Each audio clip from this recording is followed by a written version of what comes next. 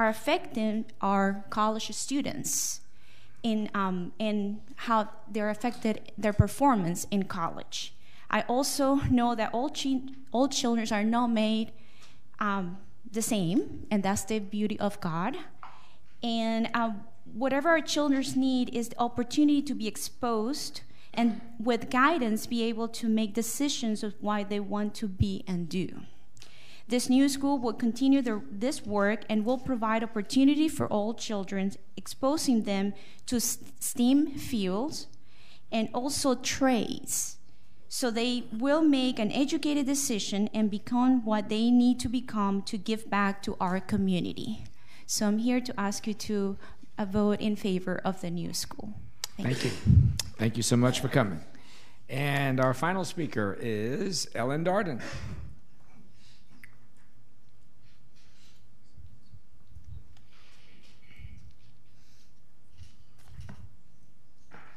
Good morning, Ellen. Good morning. Very, very good morning to you, Mr. Superintendent, to the ladies and gentlemen of the school board, and to this fine staff. And Ellen, just grab that base of that microphone and pull it toward you there. Yeah, you're kind of far away. That better? That's a lot better. Because I can get real loud. It's okay. You wake me up. Good. Okay. Right. Well, I'm Ellen Darden, Volusia resident and lifelong supporter of quality education for all our students. And I'm also an avid supporter, an avid proponent of the Southeast Volusia SciTech Middle High School in Edgewater. This depends, of course, on your vote today on the application, but I certainly hope you're leaning in that direction because it's a marvelous opportunity. I have many years invested in the field of education, beginning with both a bachelor's and master's degree. I taught for a great number of years in high schools, including 2 here in Volusia County. I taught at the University of Florida, and I'm also a former cabinet-level school district administrator for 2 school districts, former education lobbyist in the Florida Capitol, and the former executive director, get this one, of Floridians for Educational Choice, which was a statewide organization formed under the James Madison Institute for Public Policy Studies and funded with private funds. We traveled the state teaching people about the value of school choice and unique opportunities for unique students and how we need to find a space for all. And we are, that was a public school effort. We were not trying to bring vouchers to private schools or religious schools or anything like that at all. As a result of our efforts, in 1995, the Florida legislature passed legislation which the governor signed into being and gave the right for the citizens and educators to create unique educational opportunities that met high standards and resulted in teacher and student high performance. I'm proud to have helped write that legislation. With approval of local county school boards, an impressive number of these schools have been implemented. Many have been incredibly successful, allowing young people who otherwise may have been zoned to schools without a curriculum tailored for their needs, interests, and preparation for the career of their choice.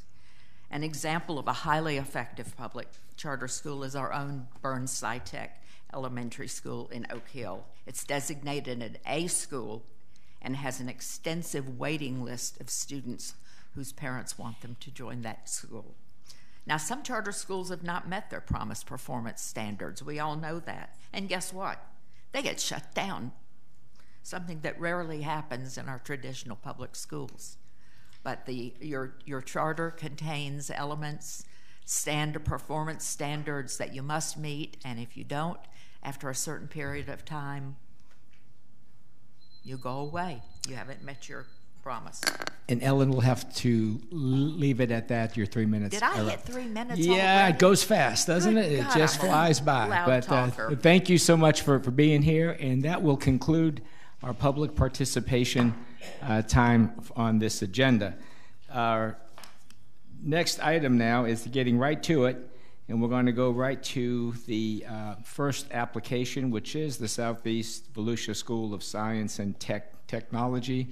As Kelly Amy comes forward and Ms. Fisher and a few others, I'm going to ask our school board attorney, Mr. Ted Doran, just to take a minute for all of us just to review, for the three of us who have been through this before, and for Mr. Colon and Ms. Haynes, kind of get an idea of what this process is like, because it's a little different than just a regular school board action item for sure. So, Mr. Doran, please. Right. Thank you, Mr. Chairman. Good morning, board members and Mr. Superintendent. Just to give a little refresher and help get everybody on the same page. So, what the board is doing when it considers these charter applications is acting in its quasi-judicial capacity. It is not legislating. So we've talked about this before. When you're legislating, there are very few rules that apply, and you can express opinions from the outset and discuss and debate issues as you're moving forward to making a decision. Here, it's a little more formal setting, and this is a situation where you're being asked to consider evidence, receive facts, and then apply those facts to the law and essentially ultimately render an opinion on whether or not the application should be approved or denied. So as we go through this process, I'll be receiving into evidence some various documents from both sides potentially. The chairman will make all the decisions on what to actually receive into evidence or not, and also parties may or may not make objections, which I'll explain to the board and make a recommendation to the chair, and then he can decide what to do with that. The way the process works, we're going to start, the district is a separate entity from the board for this purpose now. So the district is here, they're going to present an application, they're going to have 30 minutes to go through that, up to 30 minutes to go through that application. Then the applicant will come forward, they have up to 30 minutes to present their position on the application. The district will then have 15 minutes to rebut, up to 15 minutes to rebut what was said by the applicant, and then the applicant will again have 15 minutes to rebut what was said, if anything, by the district. And then ultimately, it will, once all that is concluded, the board will discuss, evaluate, consider the facts that have been presented, and ultimately take a vote. It's really important that you all maintain an open mind throughout the entire presentation from both sides. You don't express any opinions about anything until everything's received. Just kind of think of yourself as like a judge in a courtroom type thing. The judge wouldn't render an opinion about something halfway through the process, not having heard everybody in all sides.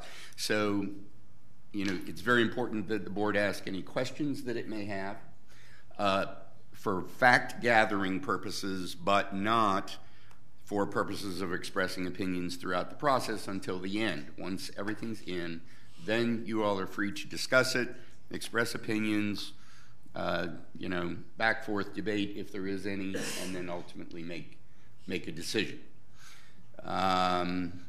So if there are there any questions based on that at this point? And if there are along the way, please feel free to ask. I know that the applicant, this particular applicant, is represented by an attorney. Maybe if we could just get into the record, he can introduce himself there, so that we know, Sure. who we're focused on here. Sir, would you mind coming forward and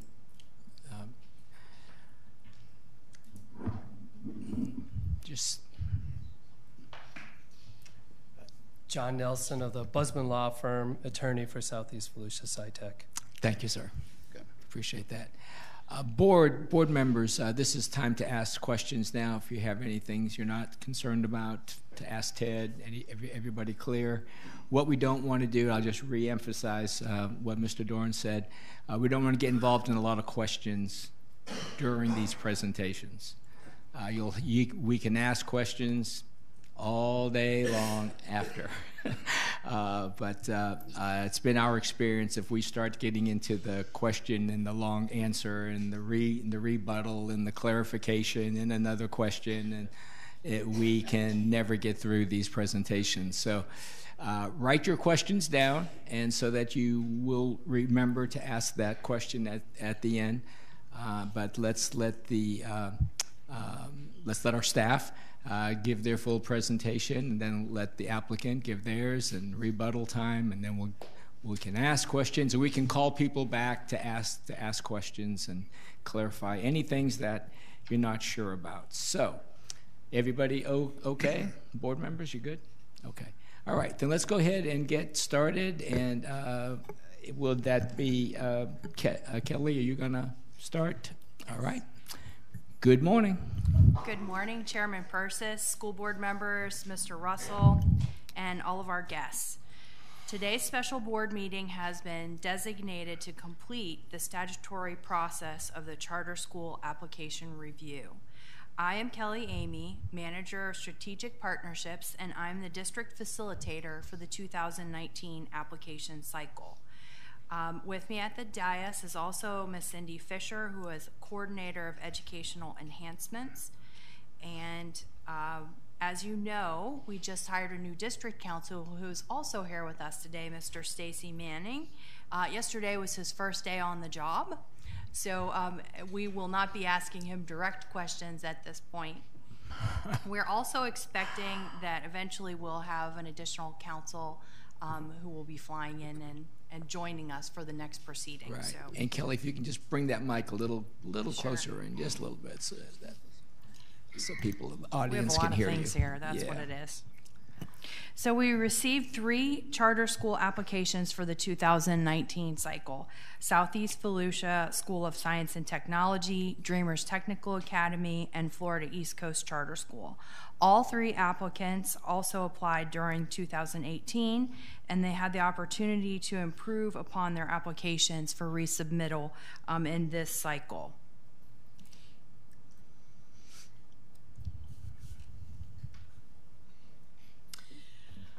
Well, good morning, Chairman Persis and school board members and Mr. Russell.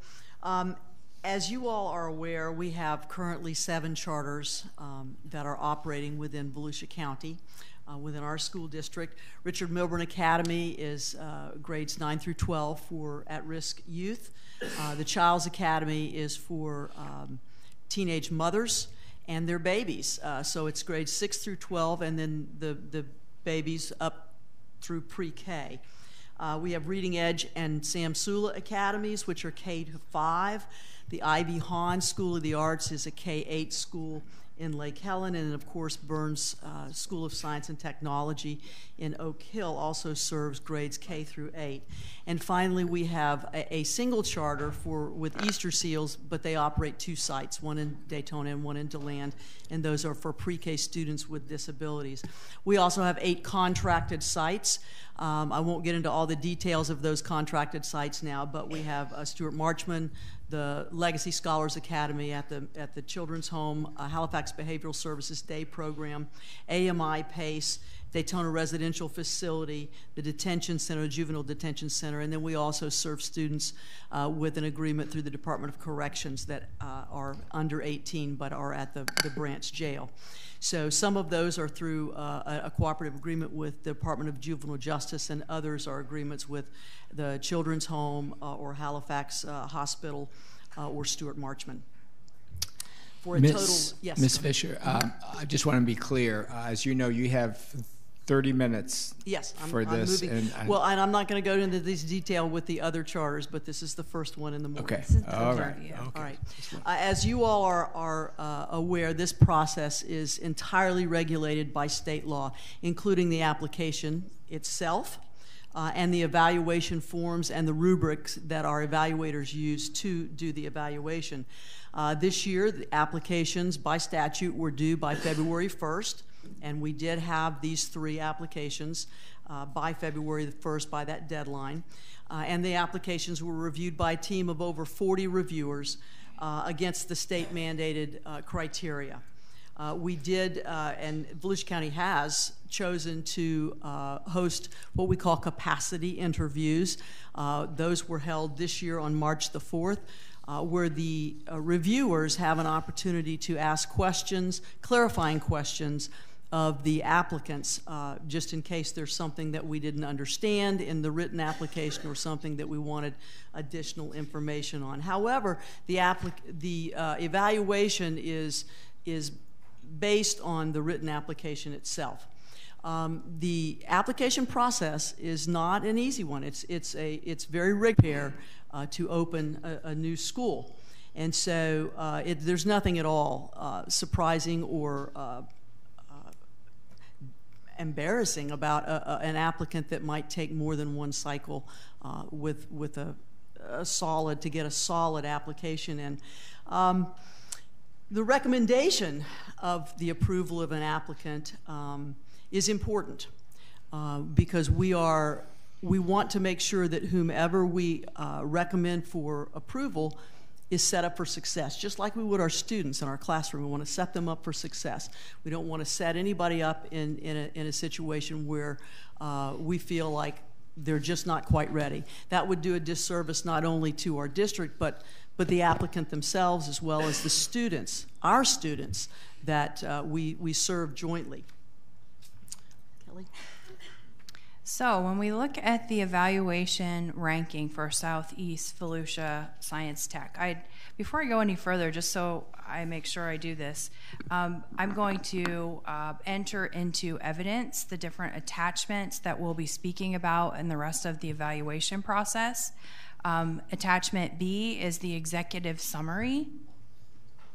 Attachment C. Okay, so if we could just do these Go one ahead. at a Yes, time. go ahead. All right, thank you, Mr. Chairman. So what is the first one? The executive summary. Attachment B. B as in boy?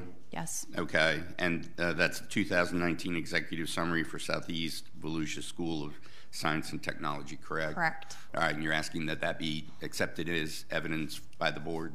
Yes. Okay. Wait, hold on. I got it. So, Mr. Nelson, do you have any objection to this coming in? Okay. So with seeing no objection, I would recommend to the chair that what has been pre-identified as attachment B be accepted into evidence as exhibit number 1, that being the 2019 Executive Summary for Southeast Volusia School of Science and Technology, that it be held in the possession, control, and custody of the clerk for all purposes moving forward with relation to the charter application. Okay. Without objection, that we enter that into evidence as Mr. Duran suggested. Exhibit 1. Exhibit All right. 1. Do you have any other documents? Yes. Okay, and what are those? Exhibit 2 then would be attachment C, the model evaluation instrument. Okay. Any objection, Mr. Nelson, to what has been pre-identified as attachment C?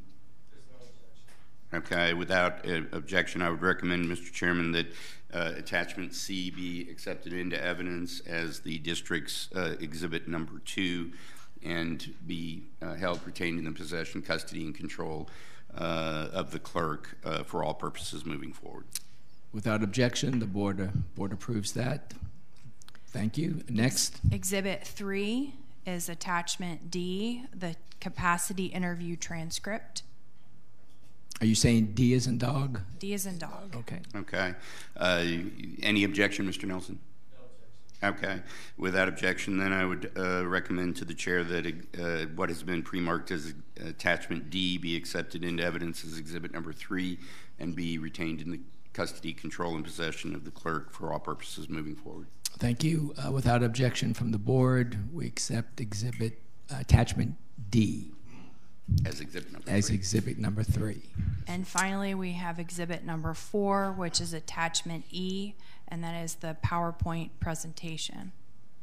Okay. Any objection to that, Mr. Nelson? No objection. All right. Without objection, then I would recommend to the chair that what has been pre-marked as attachment E be accepted into evidence as exhibit number 4 by the district to be held in the custody, possession, and control of the clerk for all purposes moving forward. Okay, then without objection from the board, we accept that was called Attachment E. Is that right? Attachment E as Exhibit 4? Yes. Thank you. So as we move into the required evaluation ranking section, each of our district reviewers use their expertise in their specific area throughout the district to evaluate 22 different standards that are part of the model evaluation document. So what you see on the screen are all of the sections that meet those standards as required by the state-mandated evaluation instrument. 17 out of the 19 standards that are actually evaluated, or 89% total of those standards, were met by the Southeast Volusia School of Science and Technology. And let me say that overall there were many positive comments, and I'll share some of those in just a few minutes, that the reviewers made as strengths of this application. There were two sections, sections 20 and 21, where they were ranked as partially meets for an 11%, and no standards were ranked as does not meet.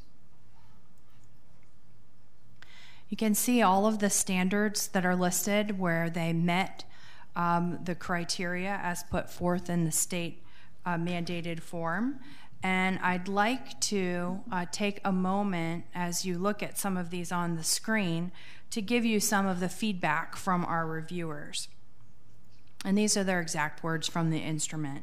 The answers are aligned with the mission and vision, meeting the evaluation criteria. This is a consistent finding. The mission and vision are evident throughout the application. The course progression plan for students is well designed. Thought has been given to opportunities for student engagement. One kudo was for a senior graduation project. Use of modified block schedule to enable continuous progress through PBL activities. There will be a variety of pathway options for students as the school grows. A reasonable model was used to calculate projected population. The school has a detailed recruitment plan in accordance with federal and state anti-discrimination laws. These are just a few of some of the strengths that our district reviewers placed on the evaluation instrument itself. We did not opt to get into great detail with the areas where standards were met, but we do want to make sure that all of our district reviewers who graded something as either a partially met or a does not meet have the opportunity to come to the dais and share their review with the board. So now I would like to go ahead and call up Ms. Deb Muller. Standard 20 for budget and Standard 21 for financial management and oversight were two standards that were deemed as partially met. Good morning, Chairman Persis, Good board morning. members, and Mr. Russell. I did review this section number 20 in budget, and the reason why I stated that it partially meets the standards were a couple of concerns that I had. I did address that there were several strengths that I noted from their previous submission. They did provide a detailed contingency plan for 75 and 50% reduction in enrollment. They also provided two letters relating to 500,000 startup loans, but they conservatively estimated the use of just 300,000 of that money. And they also included that the board would approve any expenditure of their contingency budget, which I thought was another strength. The comments that I did have, and one of these actually came from CTE and is related to the high-functioning hardware that they intend to use their CTE software on, and that was under budgeted. They allocated $275 per machine, while our quotes estimated the cost at excuse me, nearly $1,100 per machine.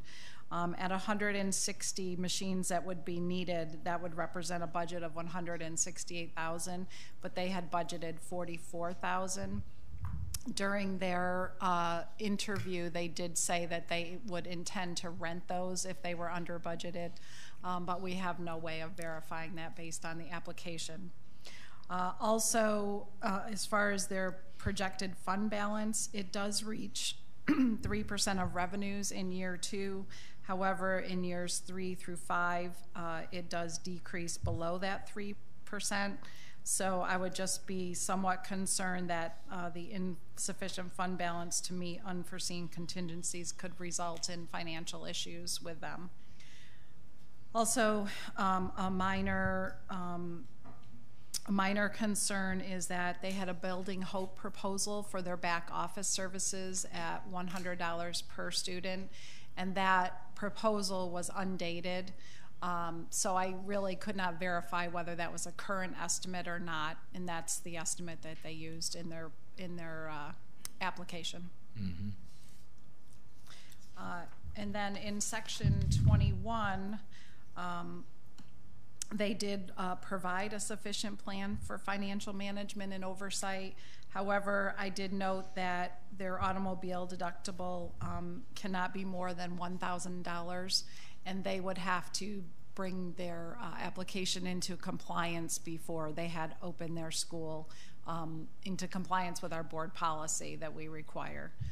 And that was the only concern in that area. Thank you. So this concludes the district's portion of the evaluation process, and we now invite the Southeast Volusia team to come forward for their chance at a rebuttal. So I'll give the floor to them. Thank you.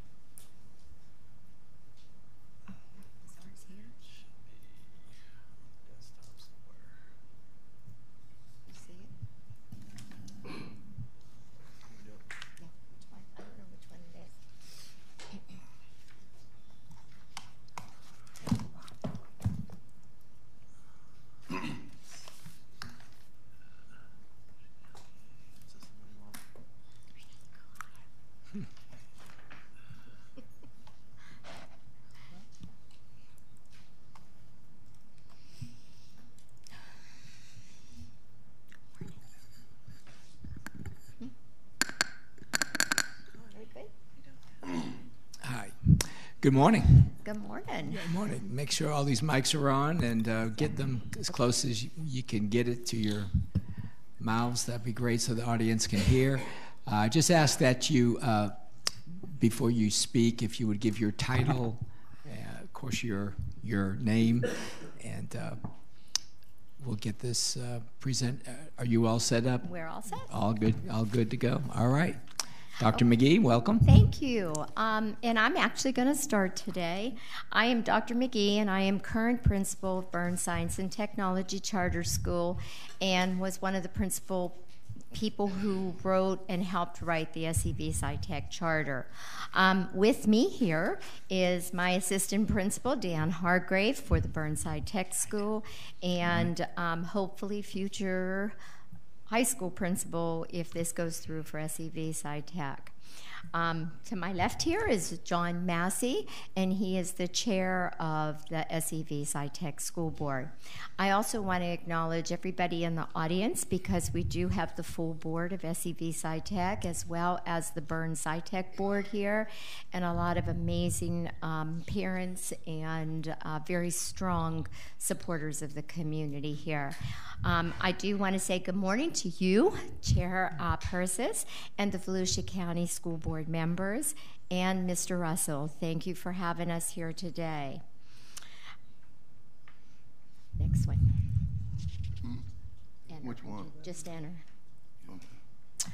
Yeah, What Mr. I would Chair. like, Hold on one second, Jen. Just want to make sure we get it going right. Okay. Yeah, Go ahead. this is an opportunity Right. for an educational moment. Sure, yeah. So, because one of the board members has asked a question, I want to make sure we all understand what is happening.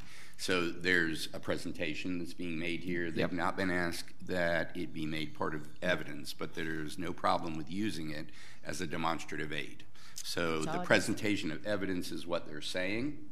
The demonstrative aid is just something to help you understand what they're saying, but the presentation itself is not a part of the evidence until or if or when they ask that it become that, and there's no requirement that they do that.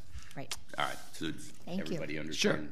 Sure. Okay. Any other questions to Mr. Doran about that, what that means? Okay. Okay. Thank Go ahead. you. Yeah, thank you. I'd like to start this morning with Joseph Rain wrote, "A worthy relationship is an agreement that challenges and supports both participants."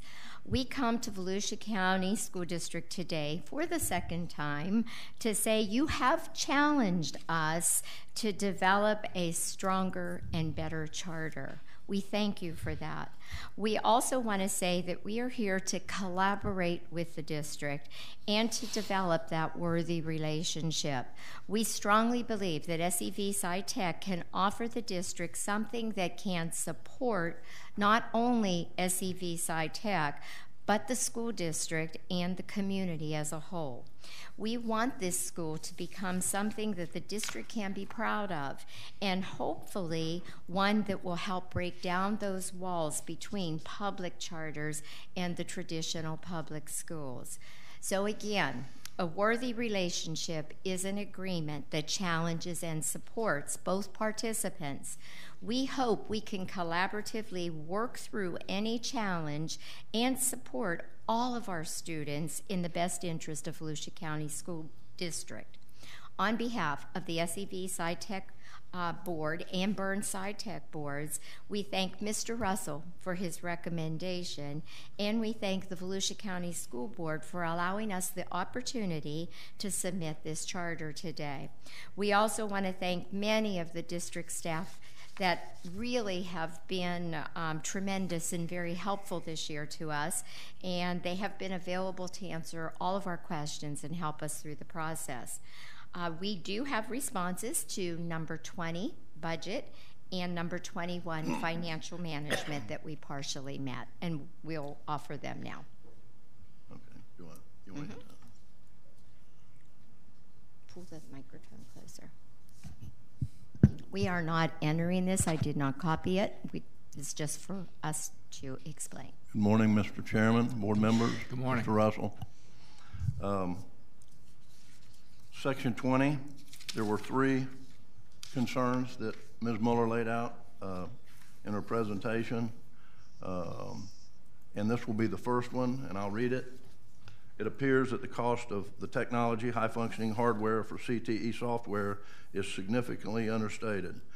$275 has been allocated for each machine. However, the actual cost is approximately $1,100 each. The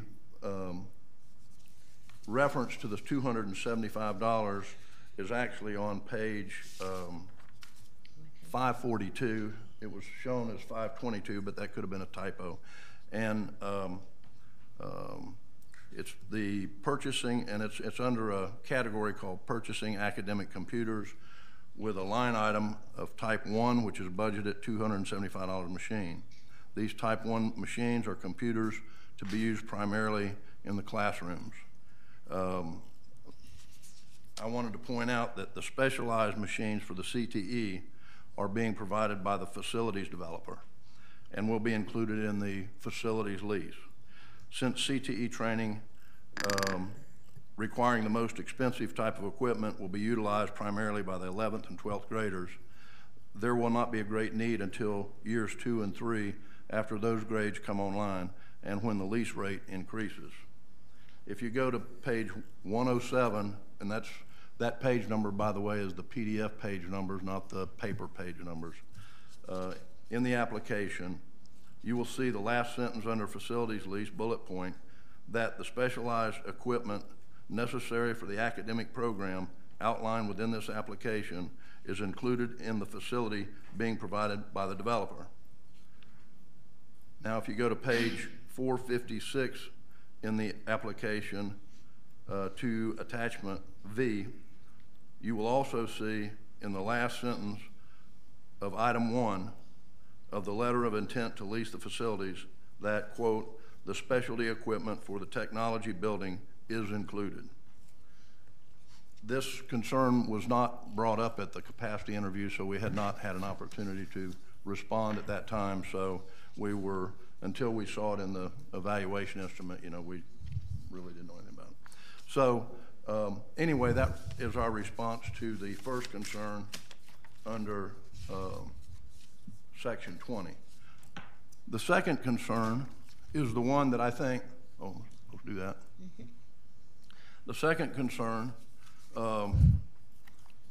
is a concern that because the way it was described in the evaluation instrument, it appeared as though the budgeted financial strength of the school would not be able to handle any large unforeseen contingencies. However, the and I'm going to read the concern, and then and it says projected fund balance reaches 3% of revenues in year 2. However, then decreases in years 3 through 5.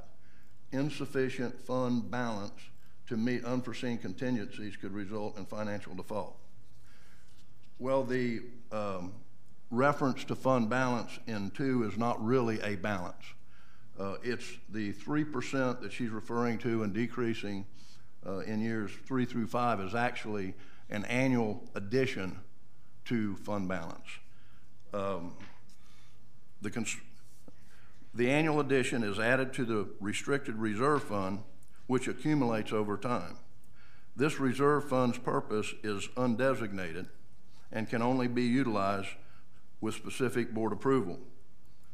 In our budget, there are no expenditures contemplated from this fund and will be available for any purpose that the board deems appropriate, including any unforeseen contingencies.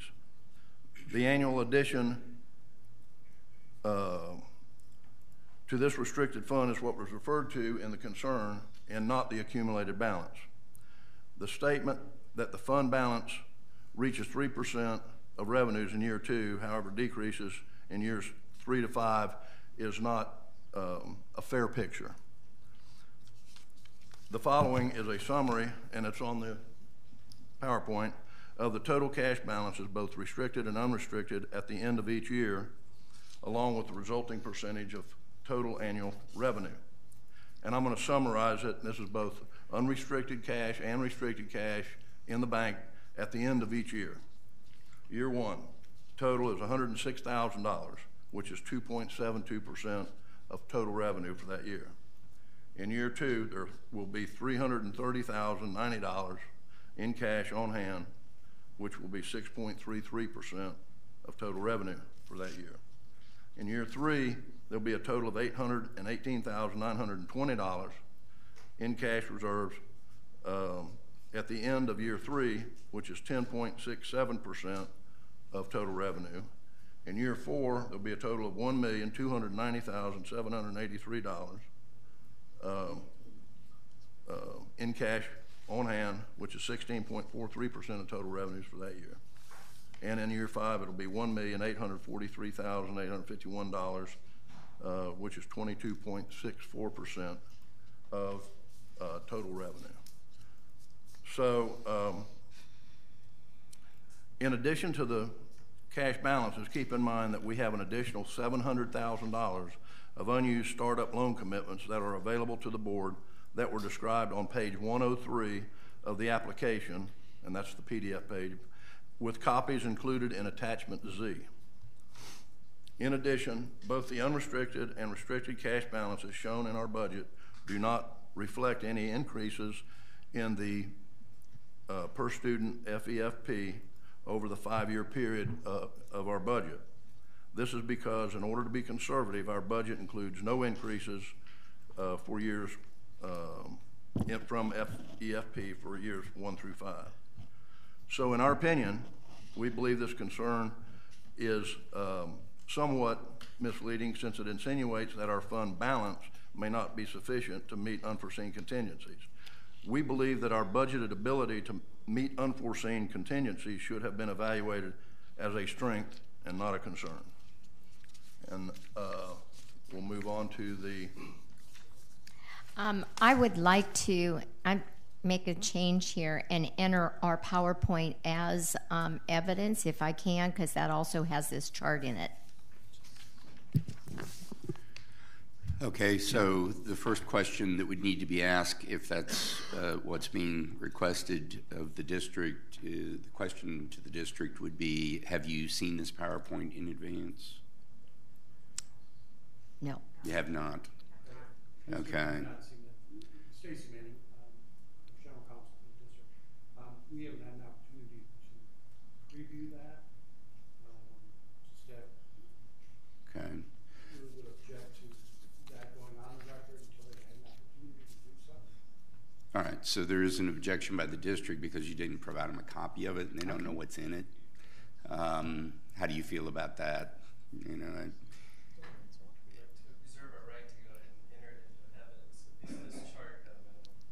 I'm sorry, I can't hear you. We'd like to go ahead and reserve our right to enter it into evidence, at least this chart at a minimum.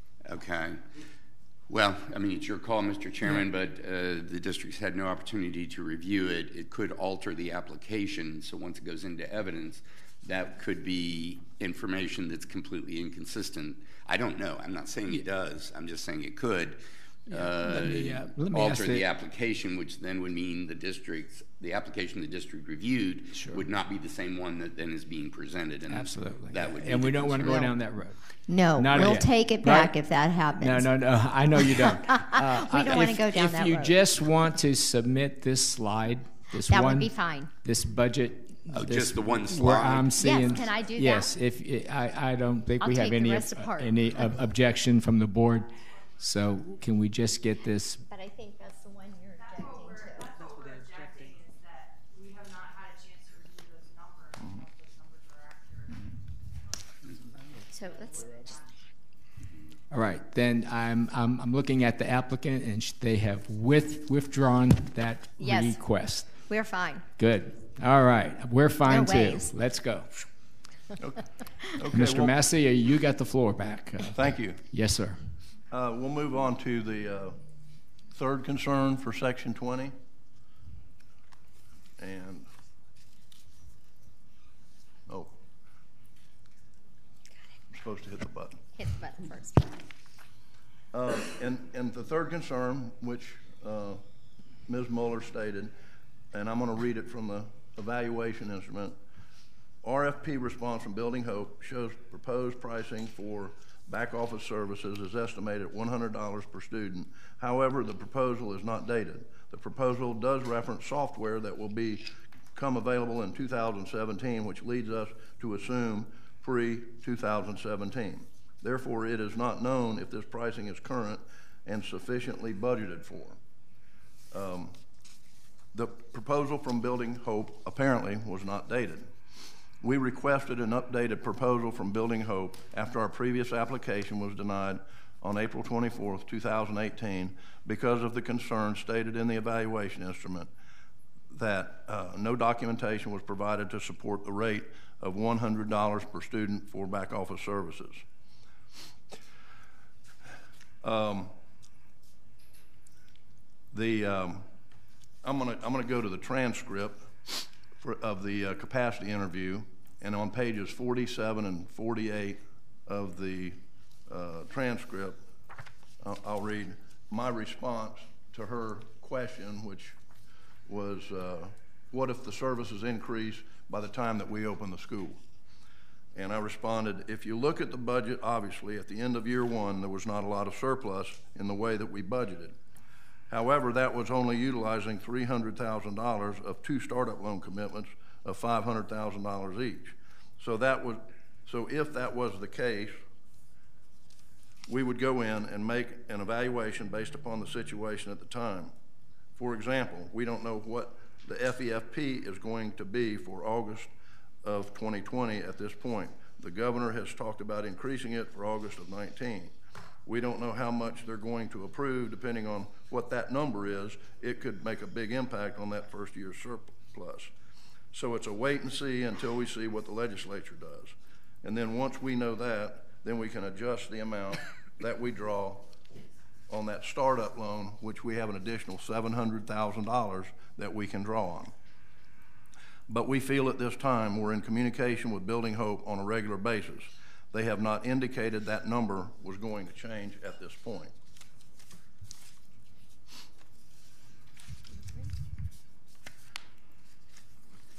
I would like to point out that on page 2 of our application, it is clearly stated in the table of individuals that played a substantive role in drafting an application that Curtis Fuller, Director of Charter School Operations for Building Hope, is shown as a reviewer of charter and a consultant for budget and budget narrative. Therefore, Mr. Fuller, as a representative of Building Hope, was the primary individual that prepared our budget using the charter school unit's budget template. Mr. Fuller was the person that entered the $100 per student for back office services into the budget assumptions. I believe if Mr. Fuller expected that price to be higher, he would have been the first person to know. Because it's simple. Can I do 21? You mean on 21? Okay. So that was our response to that third concern in section 20. Now we'd move on to section 21. And I guess I'm supposed to hit the button. You hit the button, yes.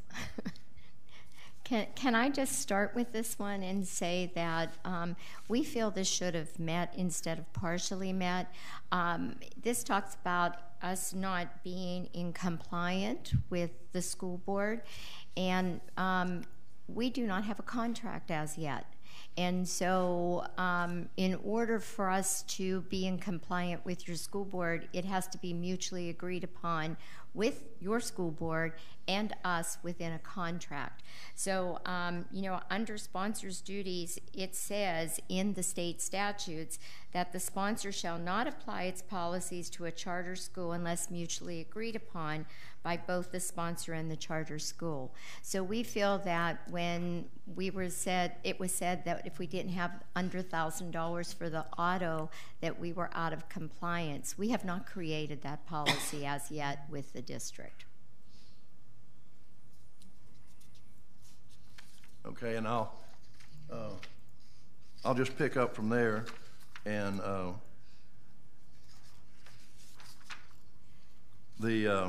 and just to reiterate the concern here, I'm going to read it. The applicant's insurance coverage does not state automobile deductible of no more than $1,000. This would not be in compliance with board policy, and that's your board. The application states on page 113, when asked to describe the insurance coverage the school will obtain, and it states, and I'm reading it from the application, the school will comply with the requirements for insurance coverages as described within the negotiated charter contract. The school understands the need to maintain and pay for all coverages. The school intends to use a company that has an AM Best rating of an A- or better and a financial size category of 4 or better. Evidence of insurance will be provided by the school to the sponsor before the initial opening day of classes. Limitations on policies will comply with state statute and charter school agreement. The following is what we assume the requirements will be. And there's bullet points with the various policies, and one is business automobile, $1 million per occurrence limit, and $2 million aggregate limit.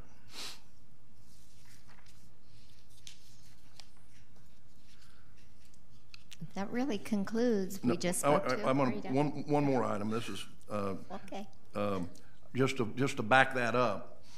There's also a table included in attachment FF on page 565, which only allows 10 pages for supplemental information showing the policy types and limits of liability. This is a general description and does not include all the policy details.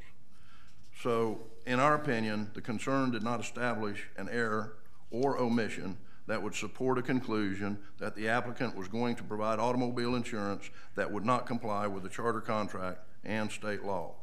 The applicant's intent to comply with both the negotiated charter contract with the district and state law was clearly stated in both the application and the capacity interview. So that concludes the response to that concern. Thank you, Mr. Massey. That's it. That's it. Mm-hmm. All right. We well, spoke to then 20 we and thank you 21, both. And we thank you for listening. Okay, and you'll have an opportunity to come back here in just a few short minutes, I guess. Okay. So, and now while we have a changing of the guard, our district staff will come back, and they'll have about 10 minutes. Whatever you said. I think I just said 10 minutes. So, there you go. 10 minutes then. You heard the comments from the applicant regarding the partially met sections of their application, and so Ms. Fisher, Ms. Kelly, give you time to get set up before we start the clock here. Go ahead. As you all know, we typically have General Counsel here with us. This is a unique situation with Mr. Dyer leaving and Mr. Manning just arriving yesterday. So I'm afraid we neglected something at the beginning of our presentation. We did. And we are hoping that you will allow us now to enter into evidence the application itself for Southeast Volusia School of Science and Technology.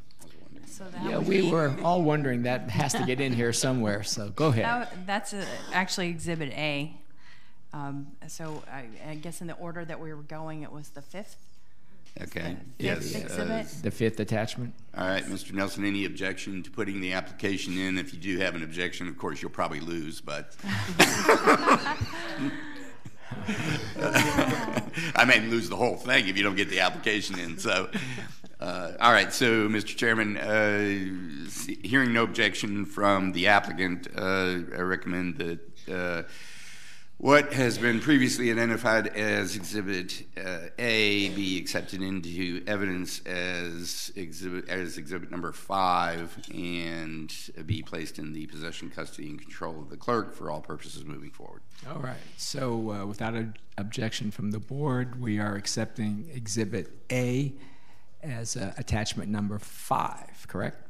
Correct. All right. Nice to have the application in as evidence. Quite lengthy. Thank you. So at this point, we are ready to give the district staff recommendation for approval for this application for this school year. The application met the state mandated standard in 89% of its sections. And I'd also like to have our district reviewers stand to be recognized because we have a huge number of folks who worked on these applications over and above their regular workload. So if they could stand, please. Yes, please stand, staff members. And we appreciate your efforts.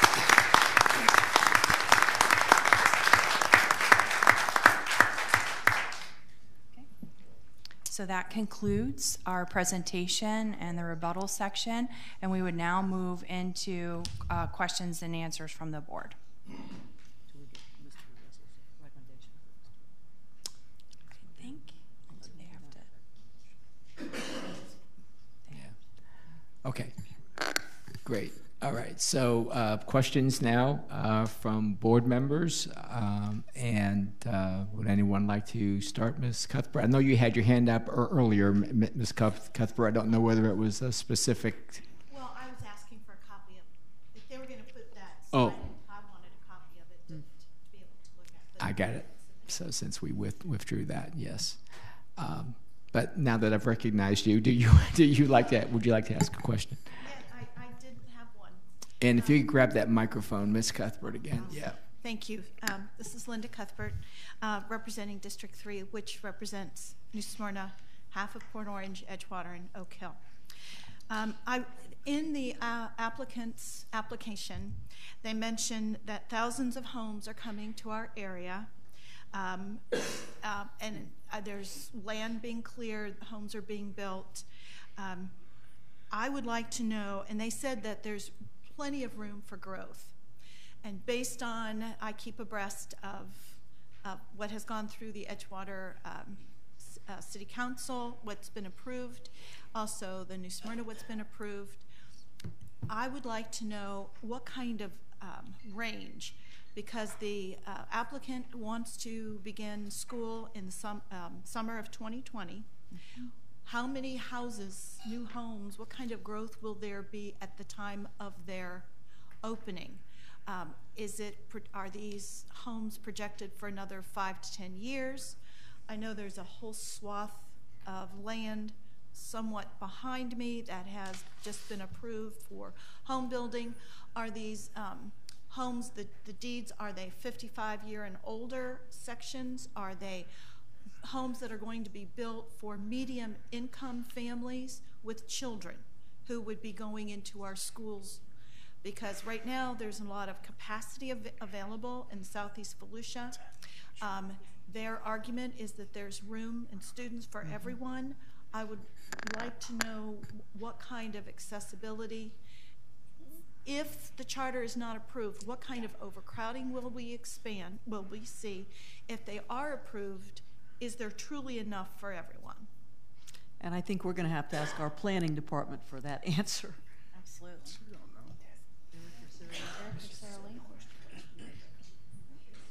Question.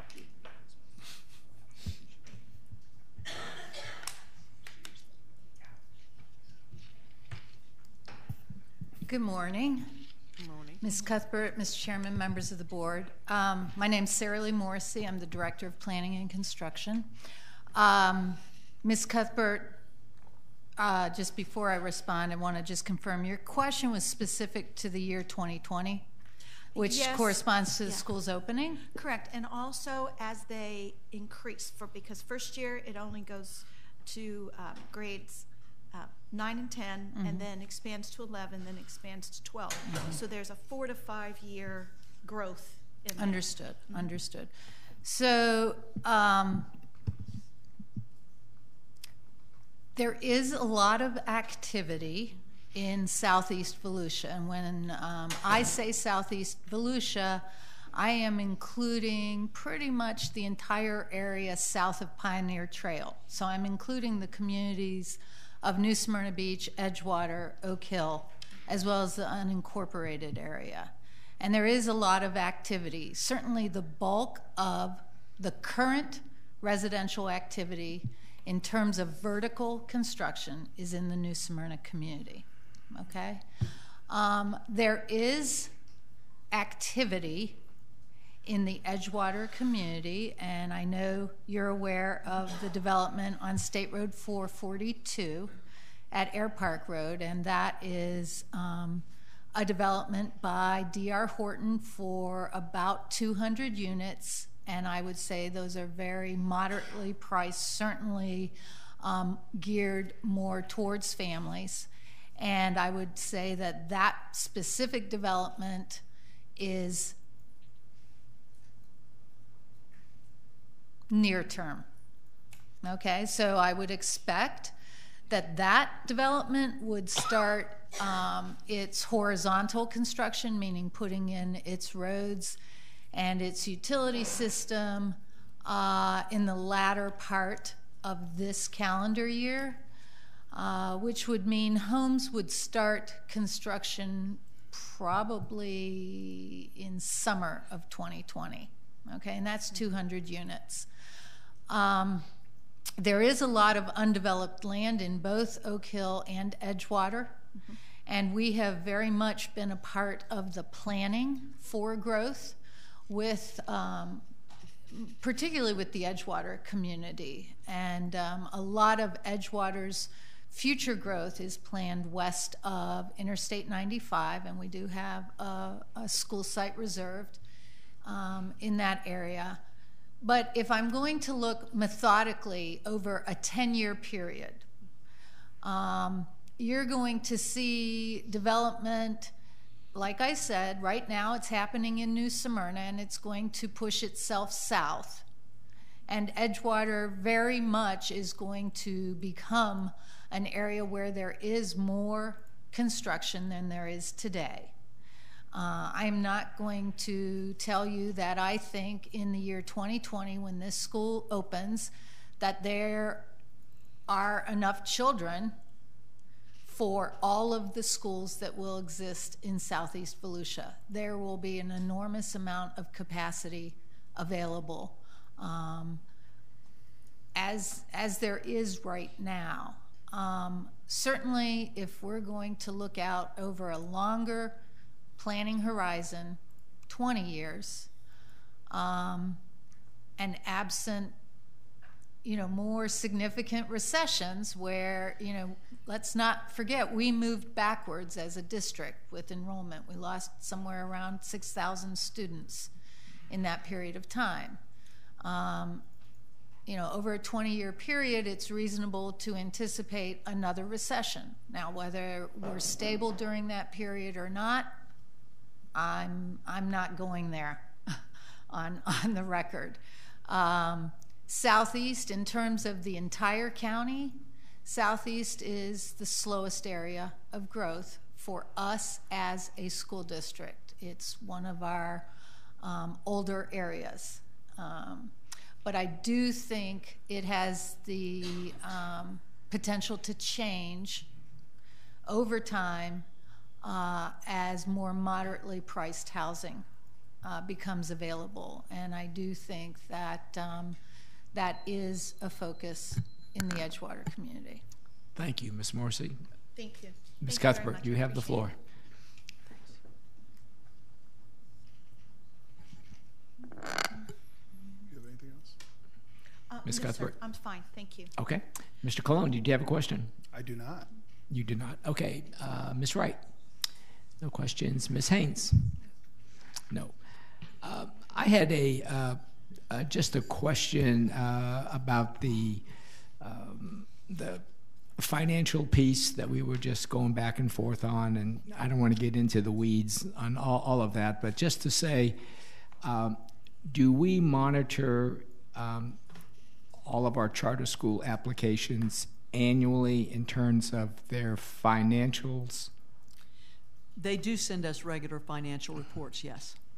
Okay, so then we'd be able to tell exactly where they are at the end of each year. And the only reason why I say that is just for the public out there, is that one of the more common reasons charter schools, don't make it is because of the financing.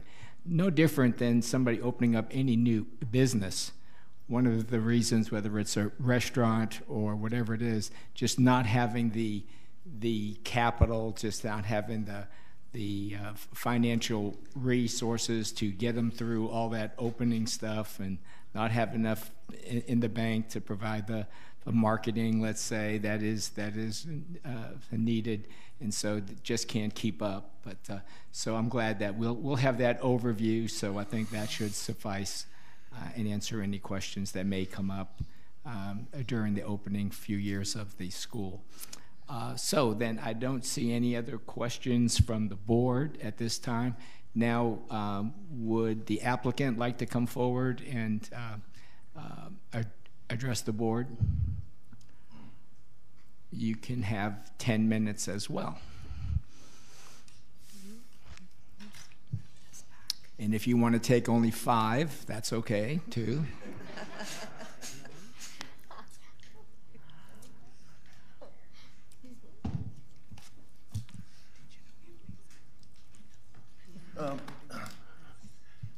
I have just kind of introduce yourself again, because we're on the internet, so my name is John Massey, the chairman of the Board of Southeast Volusia SciTech. And I was just going to briefly comment on Ms. Cuthbert's concern about the growth. I'm somewhat familiar with the real estate and development in Southeast Volusia. I'm in that business and I do that every day. And there are a lot of things going on that some of which have been in the news, some of which have not, but over the next 10 years, there's going to be substantial growth in Southeast Volusia, particularly west of Edgewater.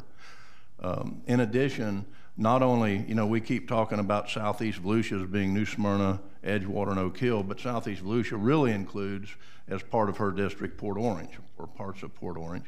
And in Port Orange, we have a great high school, Spruce Creek High School, that's way over capacity. So because of the type of programming we're going to have in our school, there may be some students that would like to go to Spruce Creek, or that are maybe going to Spruce Creek, that would come to our school, which would relieve some of that overcapacity that you now have in Spruce Creek. And there's I know that ICI Homes just opened up a brand new development just north of Pioneer Trail. Ms. Morrissey was talking about south of Pioneer Trail, but it's just across the road, and there's going to be thousands of homes there. So we have a broader geographical area from which to draw on than just what you would consider New Smyrna, Edgewater, and Oak Hill. So I think we will be drawn from, because of the programming, from actually all over the county. Thank you. Yes, sir. Dr. McGee, any comments? No, I have none. We'd be glad to answer any questions from the board if you have any. Okay. Any board members have questions for Dr. McGee? Yes, Ms. Cuthbert. I have quite a few. Yeah. You can. Others like to do that first, and I can cross my mind. No. Okay. No opinions, correct? That's okay. No opinion, Jeff. All right. So I just want fact gathering. Fact gathering. Yes. Just think of it in those terms. Thank you, because I'll tend to go off track. Because I was part of your application last year, I would like to have asking questions for updates for public information. Sure. Okay. So let's see. You have an extensive bit of information about how you're going to teach, your culture, your ingrained, and I love, sorry. Yeah. I noticed in your application quoted is teaching for learners and leaders. Correct. Okay. I would like to know, if you find a student who is not a learner or a leader, how do you handle the extradition of that student if you cannot meet that student's needs?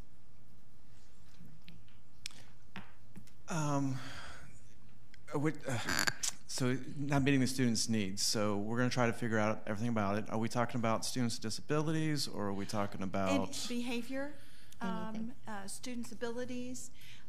Because you are at a point when you accept ESE students, you Correct. accept a certain level. And if you have a lottery system and you discover some of these disabilities after the student has been accepted, what kind of process would the parents who send their children to your school experience when they realize that the school that they want so much to be a part of, that they're not able to? And if you would please state your name and your title. Sure. Daniel Hargrave. I'm the assistant principal at Burnside Tech and proposed principal of the SCV Sci Tech. For that section, all students, when they do an application, we have no identifiers on the application. It's basically a name, parent name, address. We don't know any history about them. When they come in, that's when we'll start. If they get accepted, and that's if we're not over capacity, any students accepted. If we're over capacity, of course, we'll do the lottery. If they join our school, then we will then try to do our history of that student. Of course, we'll look if they have an IEP 504 plan. And it's not honestly really our decision. That decision goes to the IEP team that will be formulated with collaboration with the district. So The district placement specialists, we will call in. They would be a part of that meeting. The parent would be part of the meeting. Our team would be part of the meeting. And anybody that the district wanted to bring in as a specialist to help make that decision for that child. So it is very much a collaborative effort on all of our parts to find out what is the best placement for that student. Hopefully it's for our school, and we can come up with some kind of solution that is creative, that student can stay at our school and be successful, because that's what we want. But our district actually doesn't have, they actually have different schools that specialize in different areas of need. So even our Volusia County Public Schools uses the same system that we would use. So basically we're going to use the same system and use it as a collaboration between parents, staff, and our sponsor, which is you, and make that decision so that all students' needs are met and that they're getting the best education they can get. Okay, thank you. Sure. I read a lot of the support letters, and it's commendable, all the people that are looking forward to the new middle high school. But I also saw many of them specifically address students who will graduate career ready, that they are looking for promising skilled workers. And I know you are promoting career as well as college level students. What kind of areas will you help prepare these students who will graduate with a career? Boston Whaler, I'm sure, would be very interested in some of those students. Holmes Automotive is very interested in those students. The Lineman School in Edgewater is very interested. How will you, and I know you're addressing CTE with those computers in grades 11 and 12, what kind of programs will you offer those students so that when they do graduate, they would be career ready to help our businesses in Southeast Volusia? Sure. So we actually already start this at Burnside Tech. We expose them to many of the STEM fields that are very much used, and now it's mostly called advanced manufacturing now. Manufacturing has changed a lot, and a lot of the robotic arms, computer systems, and those kind of things are now really used into those fields.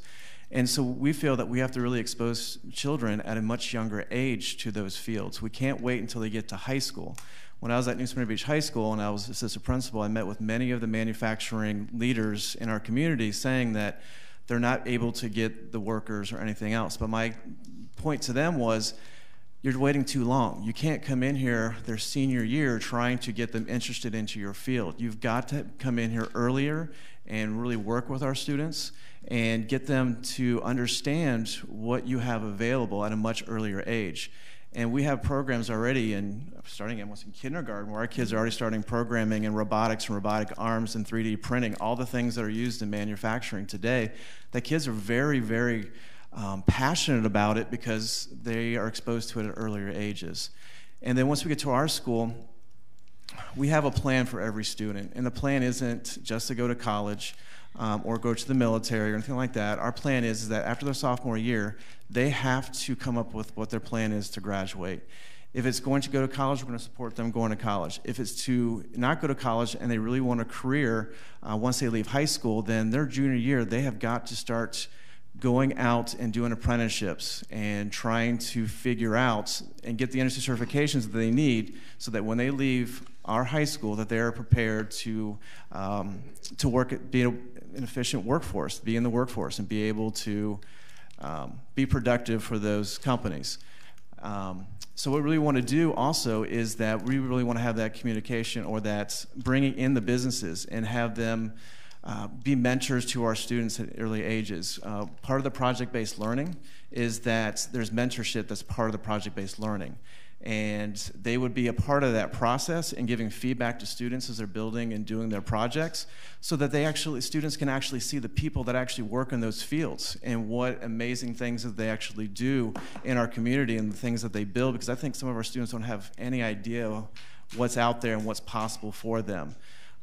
So I almost use the thing that the military do, where they come into the schools at a very early age and they show what they have and what they can do.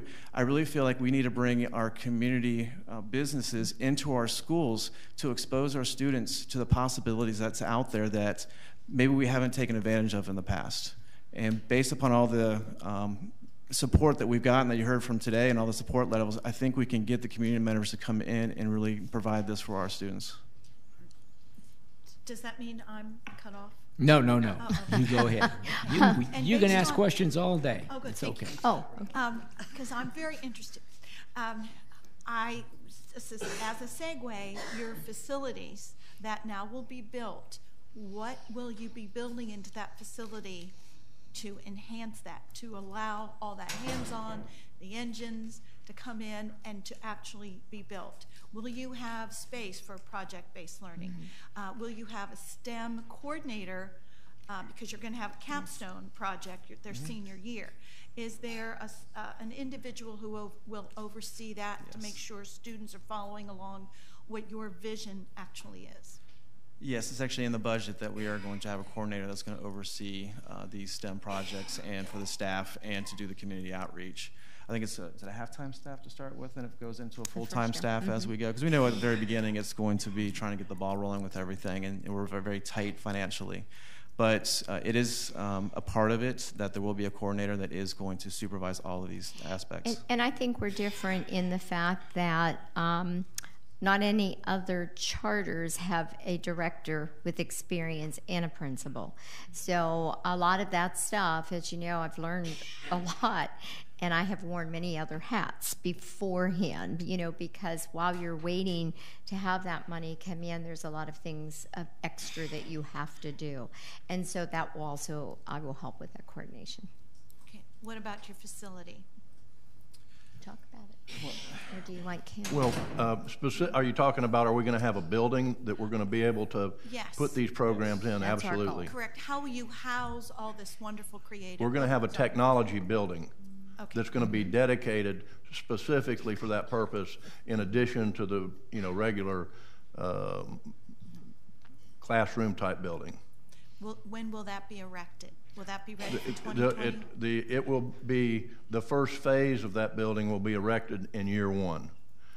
And then it will be expanded in years 2 and 3.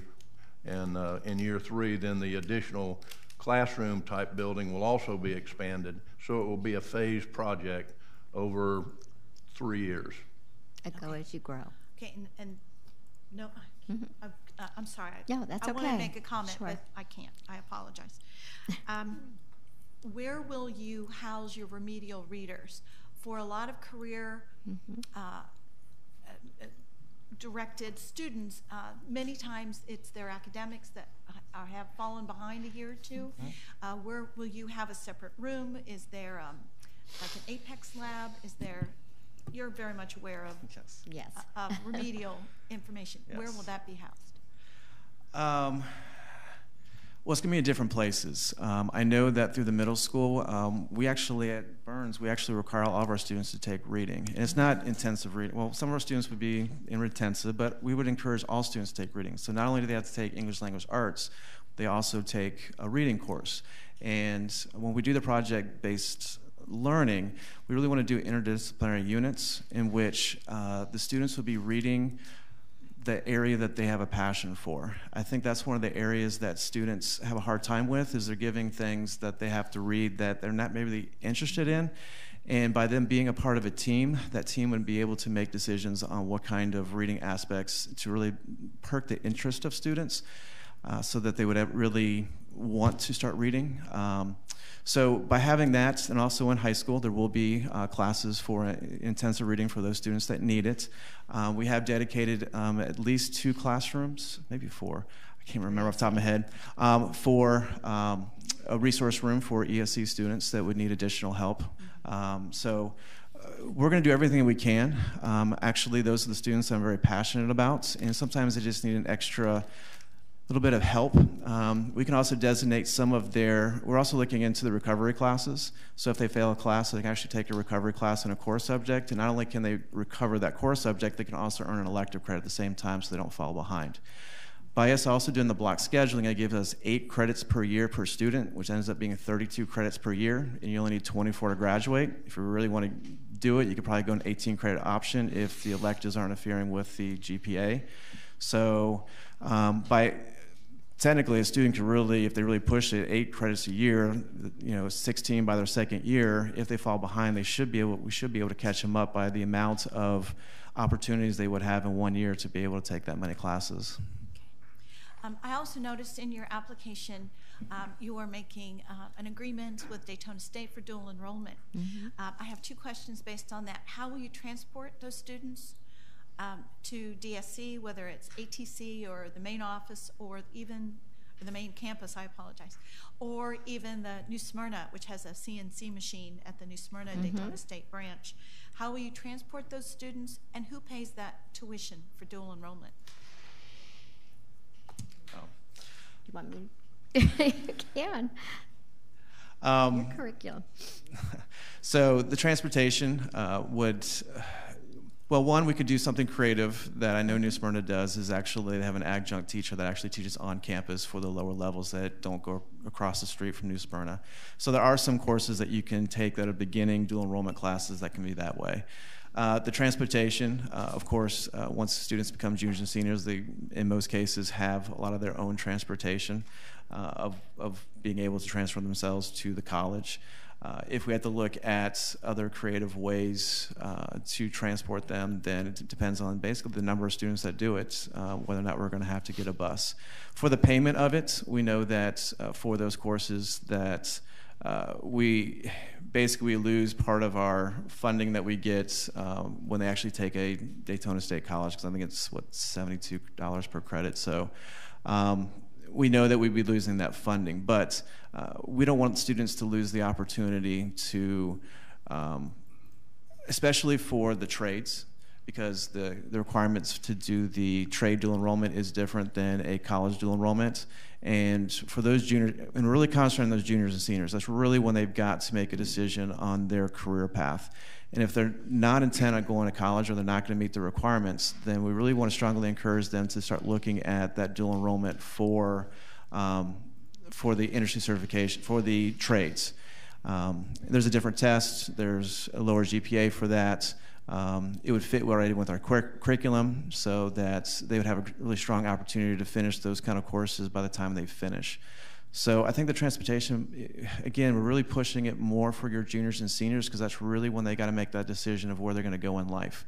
And our goal is to prepare students for life through authentic learning. And did you want to add to Yeah, I was going to say, and one of our goals is to have an amazing technology building that we hope will have Daytona State wanting to come to us using our machines and using the products that we have in there also to work closely with us.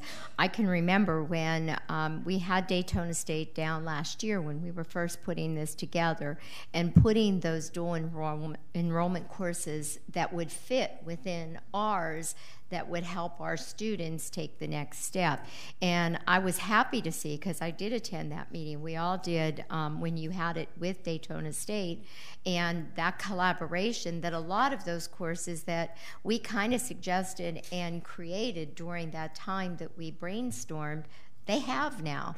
And so we're really excited about that opportunity to be partners with Daytona State and collaborate and have them use our building as well. Thank you. That was very helpful to explain that. Thank you. Let's see, I do have, you're going to teach the American Sign Language. If students would like to have an additional language, would you be open to bringing in a foreign language teacher? Yes, I think in the charter, I think the future foreign language would be Spanish that I put into the charter application. We're just going to start off with American Sign Language and then add Spanish as our additional foreign language, I think after year 1 or 2. Okay. So yes, we're definitely going to have another world language after American Sign Language. Okay. Will you have an indoor gymnasium? A what? Indoor gymnasium. We hope to. It won't be in the first couple of years, though. Okay. But there's this wonderful one that they can use at Burn SciTech anytime they want that'll be finished by August 1st, we hope. Okay. And I was down there yesterday, and they have all kinds of equipment and all kinds of workers, and it's going to be great. So we hope that will be available. Okay, and also will you have fields? You're going to put in soccer. You'll have a soccer field, and you'll have a place, because you said you wanted volleyball as well. Will that be outdoor or beach volleyball, or that will be at Burns facility until you get another one? They're in the facilities planning. We're definitely going to have athletic fields. There'll be probably like softball, soccer, and then general use athletic fields. Things that you could do right away and then build again, go as we grow. Okay. Now, as a high school teacher, will you have an area where kids can have a prom or a dance, or a large area that they can gather to celebrate? Any kind of rallies, whatever. Two places. I know that for prom for New Smyrna Beach, I went to the Brand Center recently. I know homecoming would be at their gym, but we could always try to use another gym such as Burns. But I know also the technology building is going to have a lot of open space, and it is amazing what some of these vendors can do by redecorating, putting the large curtains up and those kind of things to make it seem like a totally different space. So yes, there is a space for that. And I think future plans showed in the plans that I saw, but it's been a while, we showed when we brought the full middle school and we're full built out an auditorium and some other spaces in there for that. Okay. I'm just speaking from a high school teacher who's always trying to address the students' needs. So, and I always know that's an important need. Sure. So I appreciate you explaining. And Mr. Chairman, I'm now finished. Thank you. Thank you, Ms. Cuthbert. And I think it's great because you are the representative from where the school is going to be built if it's approved. And so certainly thought it was great that you asked a lot of questions. So, nicely done. Okay, once again, before I give it to the superintendent to see how he feels, any other board members have questions at this time? Seeing none, then Mr. Superintendent, your comments? Yes, sir. The superintendent recommends approval of the Southeast Volusia School of Science and Technology's charter application. Thank you. You've heard the recommendation from the superintendent. Do I have a motion? I make a motion that we approve. There's a motion on the floor from Ms. Haynes. Do I have a second? Second. Second from Mr. Cologne. All right. Here's another opportunity, board members. You can ask questions. Any questions? Are we allowed to give opinions? Now you can express all the opinions you want. Right. It's editorial time. Go ahead. Thank you. That's what I do best. I just want to say, looking at last year's application, and you can tell I combed over it, spent a lot of time on it, how much more improved this was. Because last year I said, you have another year to improve, to make it, and I swear to goodness you worked your patooties off. So I want to commend you for all of that. It's very full. I'm glad that the principal will not be bogged down with curriculum duties. You will have your own curriculum specialist. You would have your own STEM specialist. And I do know that the area is very eager to see. So I just want to say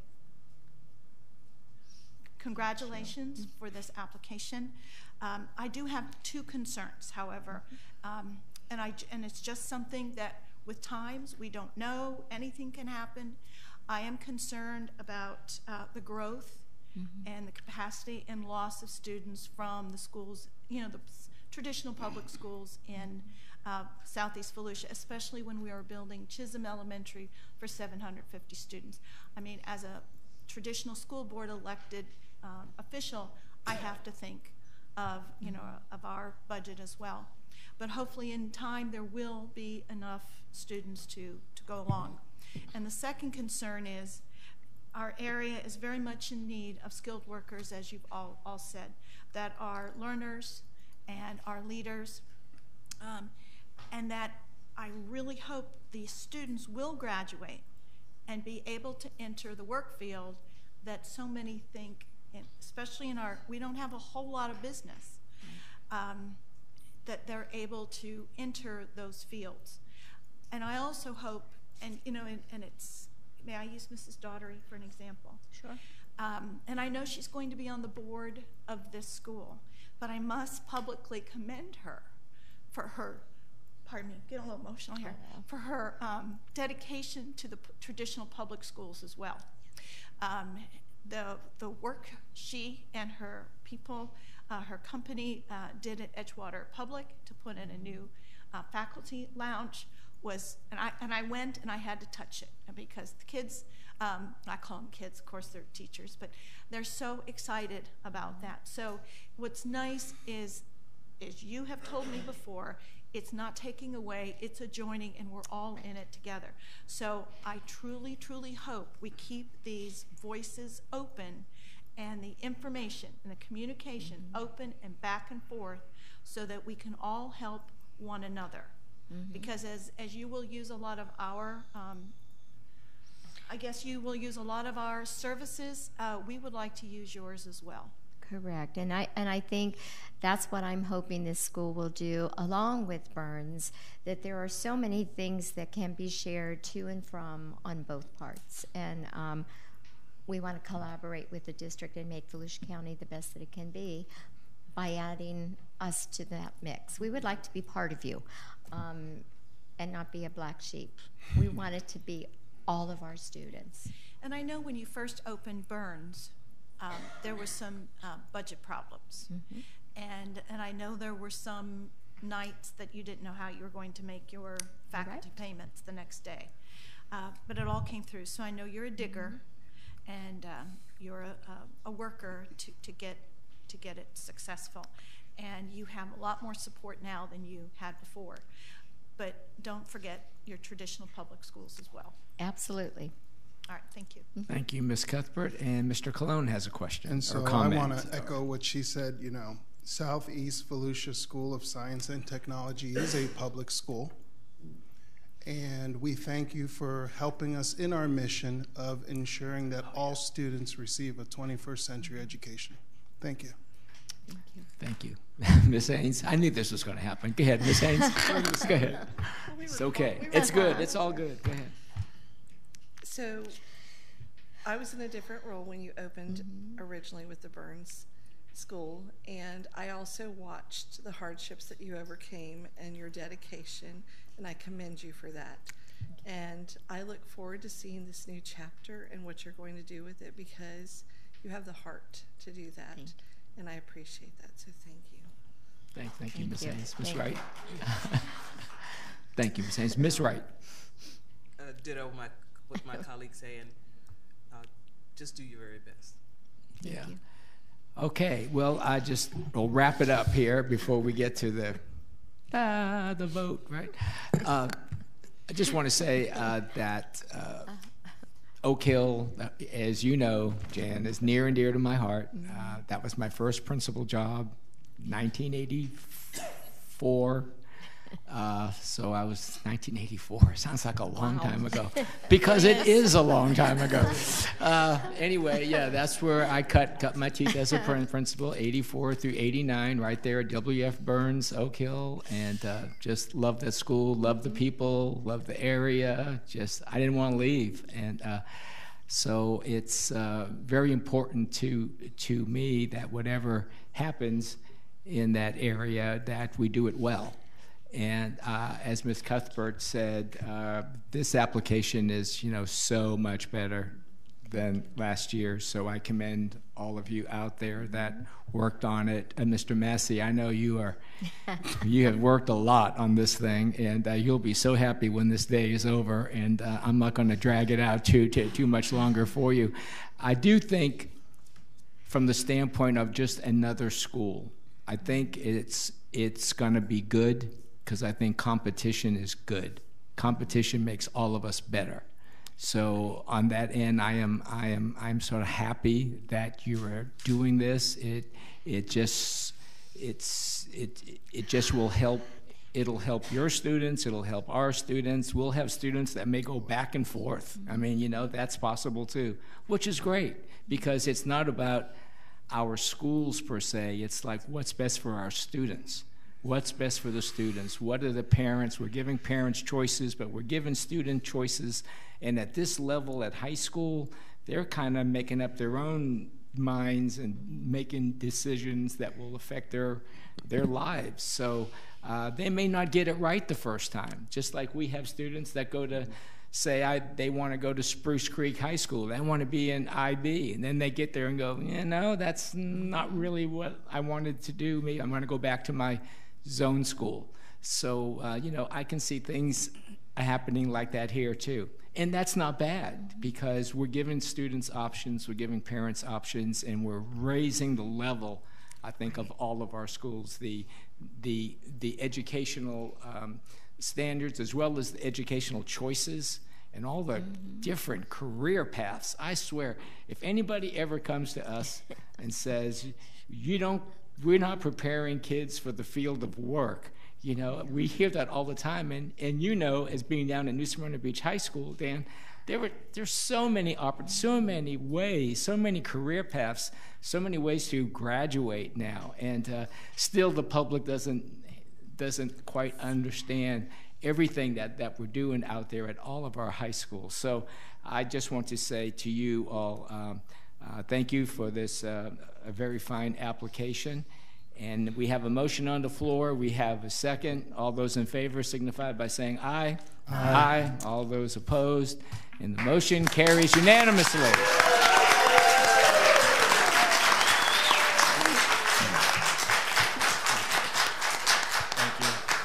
Thank you. And we thank you. Yeah, it's a little different reaction than the last time we had yes. Yeah, just a little. So, okay, for members of the audience and those listening on the internet, we're going to have the next application, which is called Dreamers, Dreamers Technical Academy. We're going to start that application at 11 o'clock. 11 o'clock. Thank you. We're in recess till 11.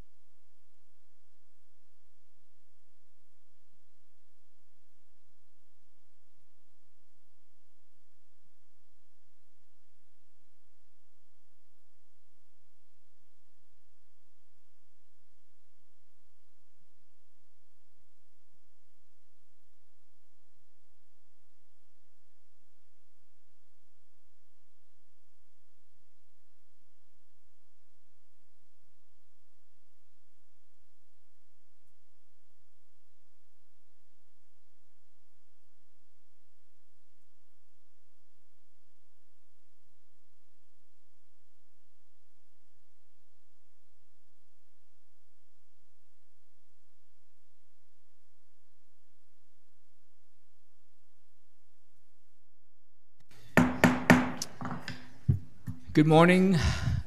We are reconvening now, and people listening on the internet, we had scheduled at 11 o'clock or later to go over the Dreamers Technical Academy application. During our break, I have been informed that the applicant has decided to withdraw this application, so we will not be in the quasi-judicial configuration up here as a board. So we are just operating right now as a school board. And I did want to, though, give Ronald Renna, who has worked real hard on this application and is the hired consultant, give him an opportunity to come forward and express his thoughts. And I'd like our district staff to just be listening and take notes, and because I assured Mr. Renner that we would try to answer questions too. So Mr. Renner, please come forward, and you can take your seat there and get comfortable. Slide that microphone up. And thank you very much. Ronald Renna. I live at 2399 Clearwater Run in the Villages, Florida.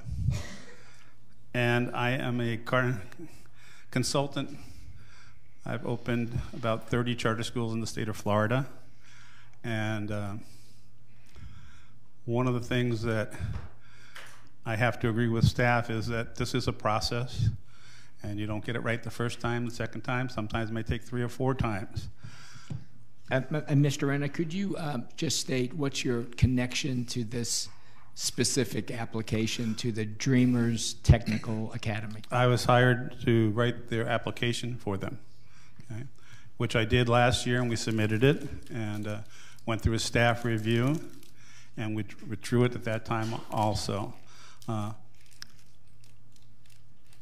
really happy to say from your last meeting that the Burns Academy was one of the original applications that I wrote personally for Volusia County and got approved.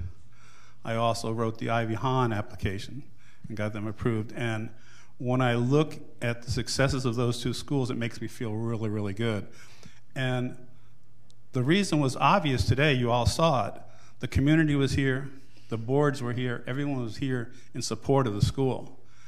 And as a consultant working for a board, I need to see board members that are committed to what they want to do. And I didn't have that today. And I consulted with some people on the phone during the break, and it was decided to withdraw the application. I spent days going over the evaluation instrument and responding. And I have those here, and I'm going to leave them at the table. I also have a copy of it on this computer here, so if anybody wants to receive it by email, they can.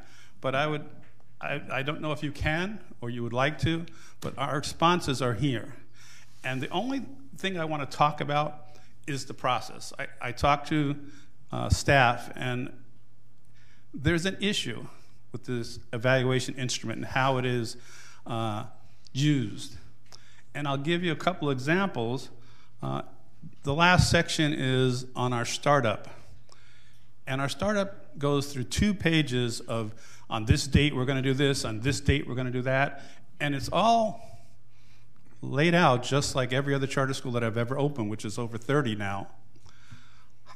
And the reviewer says does not meet standards. And there was one thing that they wrote that dealt with a loan that we were getting for $150,000 to help us open the school, but we didn't mention in the application that there was no guarantee, even though the person who promised us he would guarantee the loan, we didn't put it in the application. So for that one issue, that whole section was rated as does not meet. Another example was the academics. You know, the academics at a school are critical. You talk about the reading, the math, the science, the social studies, every single thing that you're going to do. It's 30 pages of your application, maybe 20, 25, 30, deal with the academics. Well, we got a partially meets because the reviewer felt that they weren't clear whether we were going to do hope for PE class or we were going to do actual PE class. Even though in my review it shows you what pages and where we said exactly what we're going to do, the reviewer felt that the whole section partially meets because of PE, even though nothing was said about language or anything else. Okay? So I think my concern is that the process of the evaluators reading over these sections and then saying meets, doesn't meet, or partially meets is very subjective to their opinions. Some of the people said your belief or this belief or that. And so I have opened up, as I said earlier, lots of schools, but I have a school just like this one in Fort Myers that I've run for 6 years. It's for the kids that don't get what your school board has done an incredible job with the trades in this district. I've never seen anything like it. I'm very, very impressed. But there are a lot of kids that fall through the cracks that don't qualify to get into those programs. And these are the at-risk kids. And I have a school that I run, I've been running for 6 years, about successfully for 6 years in Fort Myers, where we teach the trades to kids. And the kids that we have ankle bracelets on. Their PO officer comes by and checks on them. You know, these are the kids that are not making it, that drop out of school. And we get all of our kids from the guidance counselors of all the public schools close by. Yet the reviewer felt that that wasn't an adequate way of getting kids into our school. Well, it's how it's done.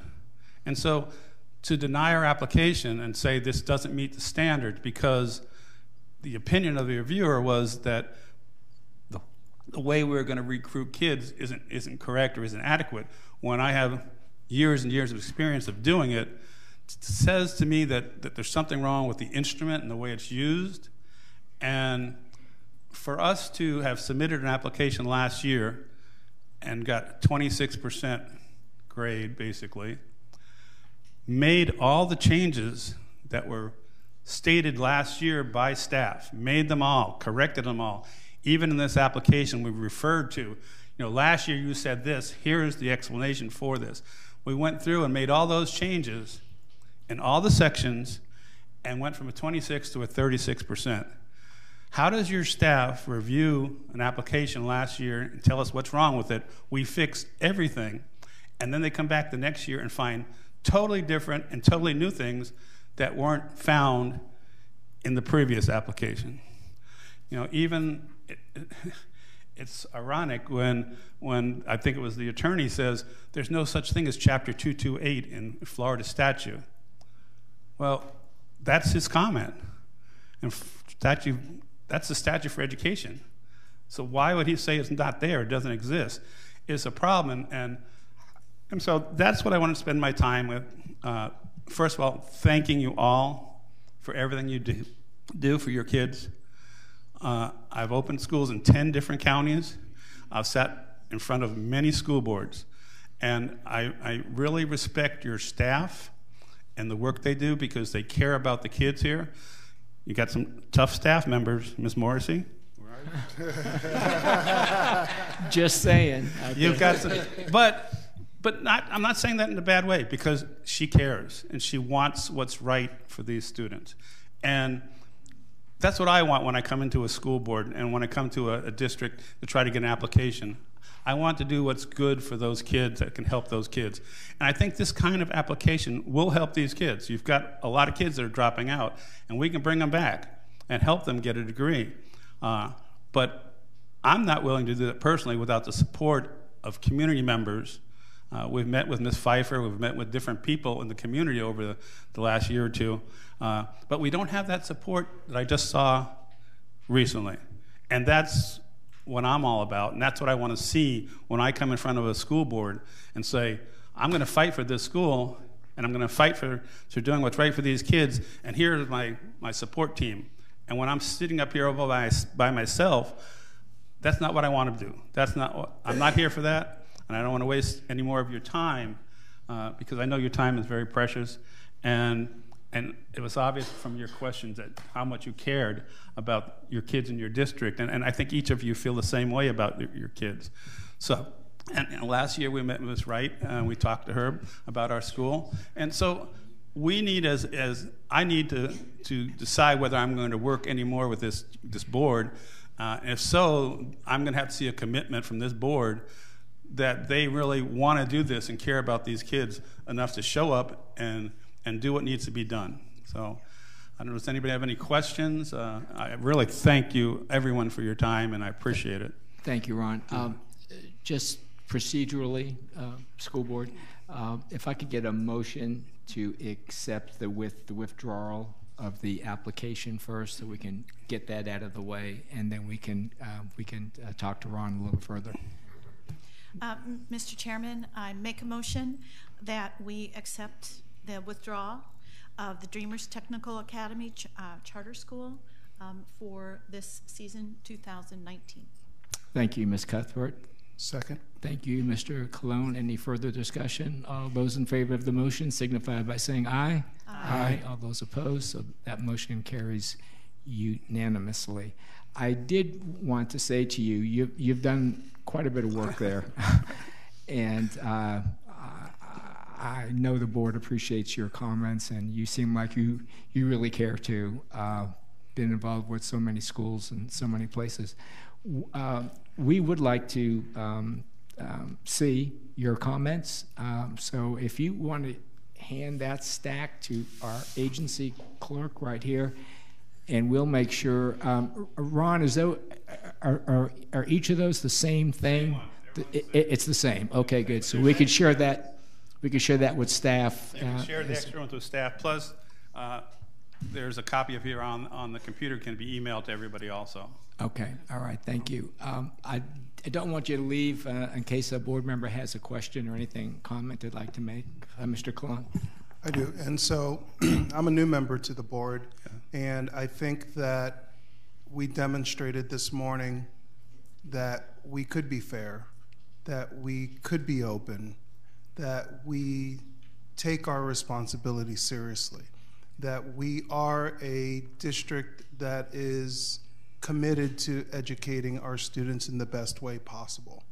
And so while you feel there's an opportunity, I'll call it, with the application process, I think that your perception of our board is a bit off, because you witnessed this morning that we support